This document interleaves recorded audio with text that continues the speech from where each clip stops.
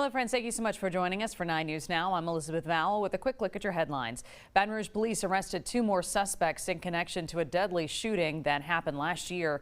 We're told Eric Bird and James Williams are now in custody. They're accused in the beating and shooting death of a 37-year-old Daryl McBride back in November. It happened on Lorraine Street in Baton Rouge. Both suspects are facing a second-degree murder charge. 3 other people were already arrested in this case. Baton Rouge police asking for help in a hit and run that put a 12-year-old boy in the hospital.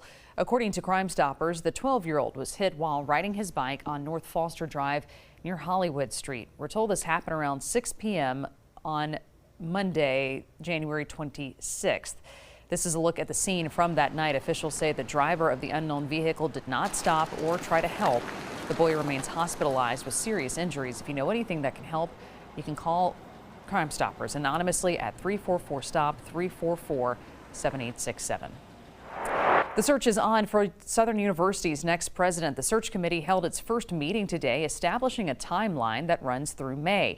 Candidates have until April 2nd to apply. Interviews are set for April 22nd and 23rd, with finalists meeting in early May. The committee hopes to recommend candidates to the Board of Supervisors by May 12th.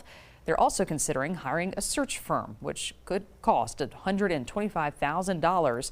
This follows the firing of former President Dennis Shields last year, with Orlando McMeans currently serving as the interim. The committee plans to hold listening sessions on campus and seek alumni input.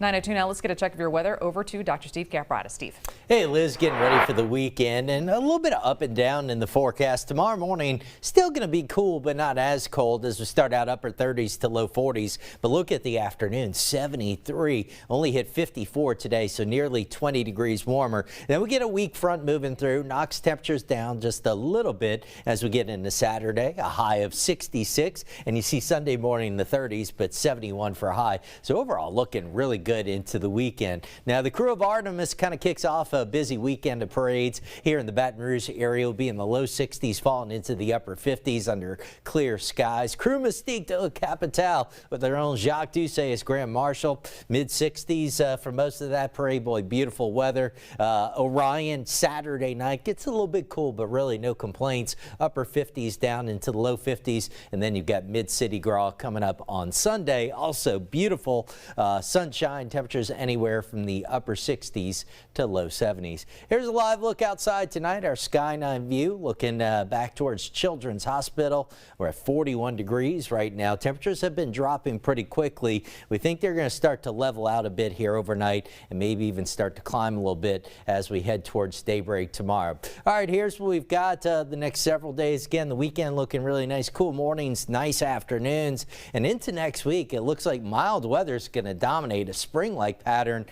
Valentine's Day is right off the end of our 7-day, but pretty warm weather through Valentine's Day at least, and a few showers Tuesday, Wednesday, and Thursday. Liz? Steve, thank you.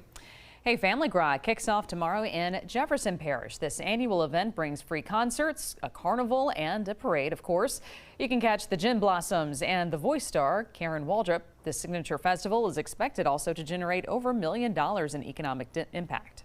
The event continues to grow. It's really still in its infancy almost, and yet it's sort of outperforming the area where we are because of the number of people who would like to be here.